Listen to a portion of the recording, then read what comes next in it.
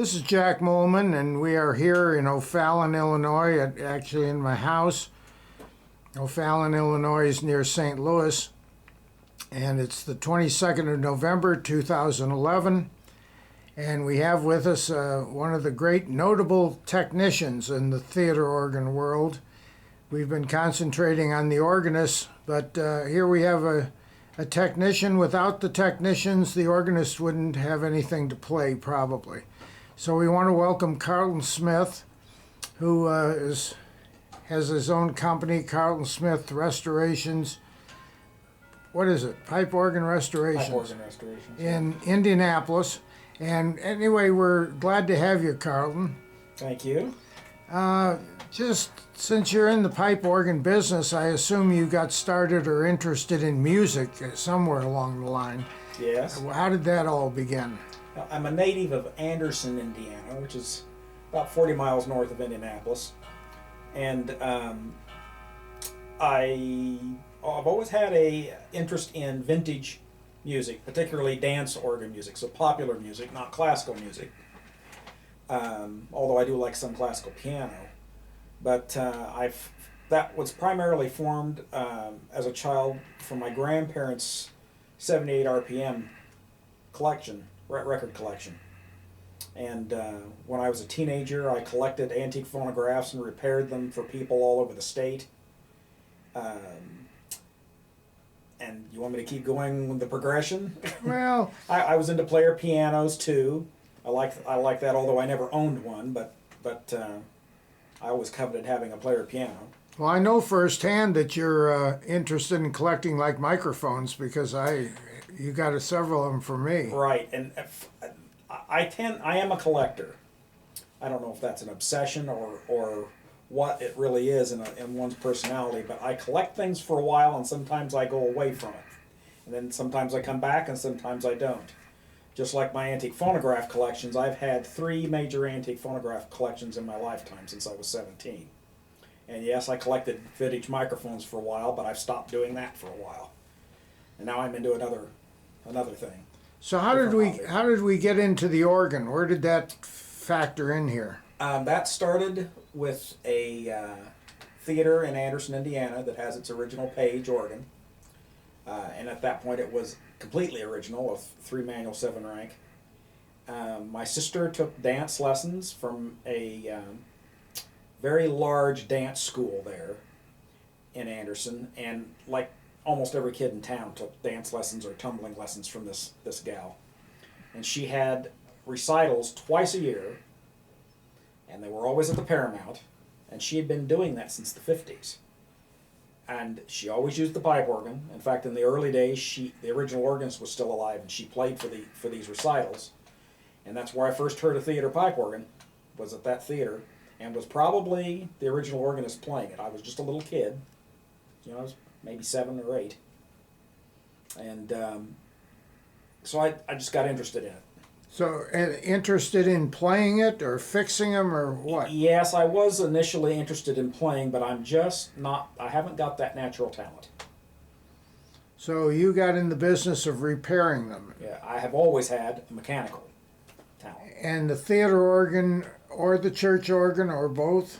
Was never really interested in church instruments. We were a fairly religious family, although I have to say that our church never did have a pipe organ in it. It was always an electronic organ. In fact, the original old church, when I was a little kid, had one of the old Orgatrons, the old Wurlitzer Orgatrons. Wasn't that Wurlitzer Orgatron, I think? I believe so. The amplified reed organ, Yeah. big cabinet. But no, since my interest is always in popular music, of 20s and 30s primarily, I've just recently gotten into liking big band and even some later stuff, the Vegas stuff, but I just popular music. So the theater pipe organ, as everybody knows, it emulates an orchestra, and it emulates a dance orchestra very well. Well, you're highly regarded as one of the premier technicians of, if that's the phrase, of the theater organ. How many do you think are out there that are of professional quality? Oh, that's an interesting question. That would take me sitting down with pencil and paper and going through it. I would say that there are at least a dozen, but there are probably more. But it's not a big number. No, no. Well, there are only about 200 existing theater organs in the U.S. today. I think that was the last number somebody tabulated. So are there enough of them breaking down that keeps you busy? It's been tough the last couple of years with the economy because most of my work is all theater pipe organ. I don't do any church work at all, and I've been doing this full time since 1990. I've been doing it for over 30 years at this point, but not full time until 1990. And I'm always amazed at what comes my way just at the right time to keep me going. But this last couple of years has been a struggle because, number one, I took on an apprentice who's now been with me for 8 years, and it's tough keeping him going and me going at the same time. You need a big organ project. I got to be primarily known for console restoration, and in that vein, I'm very, I'm what do I want to say? I'm specialized, and I'm the only specialized guy in ornament restoration, because my actual background, college-wise, was fine arts teaching and industrial arts teaching, and I went all the way to my senior year and did not graduate. So I have that art background. So I can, I have created ornamented consoles for people, custom ones, and I have just in the last 10 years gotten into authentic restoration of different brands of consoles. And I actually, if the ornament isn't available at the two major ornament houses that are in the U.S., I cast it myself off of an original console and reproduce it for the job. So we're fighting the dog Yeah, we here have again. a puppy playing here. So you're really in the restoration as opposed to going out and fixing like the local plumber or something. Yes. Except Yes. I've also gotten into, although I'm strictly mechanical, and I have designed and laid out theater organs too. I don't generally do the console specification. I get someone like Clark Wilson or Simon Gledhill or even Jelani Eddington to go through that for the customer. But I've gotten into voicing work and regulation work with Clark Wilson. He's kind of pulled me into that and taught me quite a bit about it.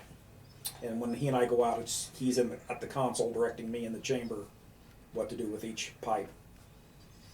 what do you think was the most complicated restoration you did? The ultimate thing that you can put on the front page of your biography and say I had something to do with it. Probably. But I did all on myself, and I wasn't part of another, because I've worked with other builders before, like Ken Crone. Probably my last big job that we just did here a couple of years ago at the Circle Theater in Indianapolis. I've been lucky to have a lot of local jobs, so I haven't had to do a lot of far out traveling. But that's probably the most complicated one I've ever done, and that was taking a 314 Wurlitzer, late Wurlitzer 1930 that had been pretty badly water damaged, and enlarging it to 24. Actually having to put a few classical sections in it for use with the symphony, which is what the Circle Theater is. It's a symphony hall now, and it's probably the best thing I've done. Did you ever get involved in some situation that you'd hate to have to do it again, that was just complicated, nothing went right, the people you worked for were, you don't have to name them, but I'm sure there's been something that... Well, I've been pretty lucky. The thing all craftsmen fight is timing. And especially if it's something that's not, almost every job we do is unique to itself. It's not a repetition of something. So we fight getting things done on time or done when promised. I've gotten to a point where I almost don't want to promise it anymore because I just don't want the people to be disappointed if I can't make that date or whatever. So it would just be something like that. I think the only time I ever had anybody grumpy with me was Rochester when I did their console over Because I was, probably 4 months late on it or something like that. Maybe even longer, I can't remember. But they were a little grumpy, but they were nice in the end. Now, would you ever get in a situation where somebody wanted a three manual something or other, and you start with the tree and build it for them? Or do you do that sort of thing, or strictly restorations? I have not done that as far as all new reproduction equipment, but we have certainly, we being Justin and I, have certainly put Justin Nemo, who works for me, by the way, he is my right hand these days. We've certainly put an organ together out of pieces for people. And that's what mostly theater organ building, if you want to use the term building, is all about. It's assembling an instrument out of parts and pieces anymore. Well, what do you think of the theater organ? Is it a dying instrument? Is it obviously it's as old as it is, the original ones, back from the 20s. Are you going to be in business, or is it going to be replaced by electronics, and you won't have too much to do as far as the restoration's concerned? That's something all of the theater organ builders are actually asking themselves these days, and especially this last round of about 4 or 5 years with the economy, that most of our work is with not-for-profit organizations, and that includes the commercial theaters in small towns that might be renovating their movie theater to a performing arts center and want an organ back, and they're just not spending money. So yes, we wonder what's going to happen. Is it a dying art? I don't think it is a dying art. It's just, it's not. I was watching one of your other interviews with Mark Herman, and I agree with Mark. There's always going to be young kids interested if it's presented to them, and ATOS is doing a good job of that lately. ATS went for a long time where there wasn't a lot of hands-on things with the kids, but they have really gone at that in the last, 5 years, 6 years, and it's paying off. A lot of kids are coming out of the woodwork. But, you can't expect to get 10 kids out of one single high school. You're lucky to get 1 or 2. But those are the kids that are going to be interested in what these instruments can do. Those kind of musical kids are all interested in orchestral keyboards. But when they experience the theater pipe organ and its wind-blown live action in the room, it's a emotional thing that the electronics can't do. Well, how about the kids you're talking about today, and your examples are people that are kids that are learning how to play and performing. How about from the maintenance standpoint, the technician standpoint, are there kids coming into that? There have never been a lot, but it's like Justin Nemo that's working for me. He came to work for me at age 21. Justin is also, by the way, a very competent theater organist, musician.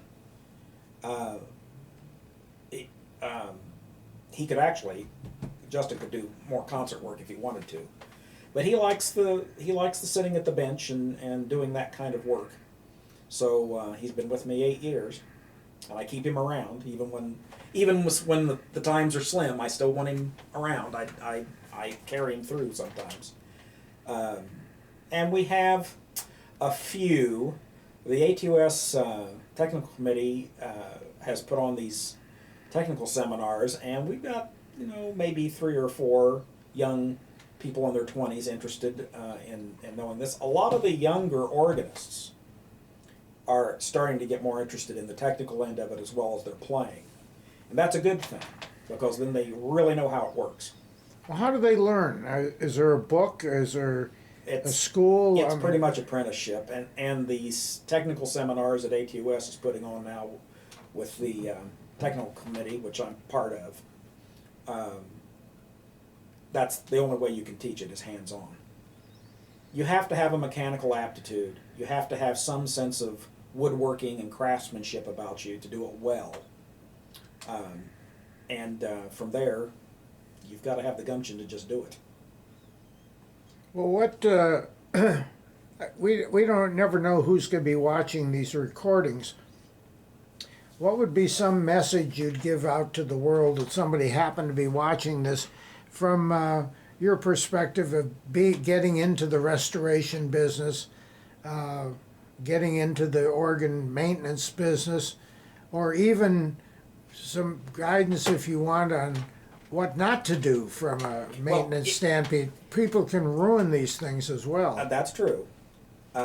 It's if you're asking me, I do this because I'm interested in preserving the instrument, even if that means modernizing it. It's still preserving it. I have my own take on that. I want an instrument to look original. If someone walks into the chamber or walks up to the console, I want it to pretty much look 99.9% like the factory put it there. And that's the way I build my instruments. So in that light, if I have a Wurlitzer, everything about the Wurlitzer is Wurlitzer. I don't put Barton parts in it. I don't put Morton parts in it. And so that's part of that. I do this because I believe in preserving the instruments, and I have that interest. Am I going to make a lot of money? No. This is not a business that is like the church business, which can be very lucrative. But even today with the economy, the church organ businesses are really going out pretty quick. The electronic keyboard trend and all that is affecting them just as well as it is us. Well, And I didn't quite finish all that question, did I? well, you go ahead. So if you're interested in doing it, you can make a living. You're not going to put money in the bank very easily. So it could be an avocation rather than a vocation, like most of the professional musicians are actually. It's an avocation rather than a full career or vocation. So you can supplement it.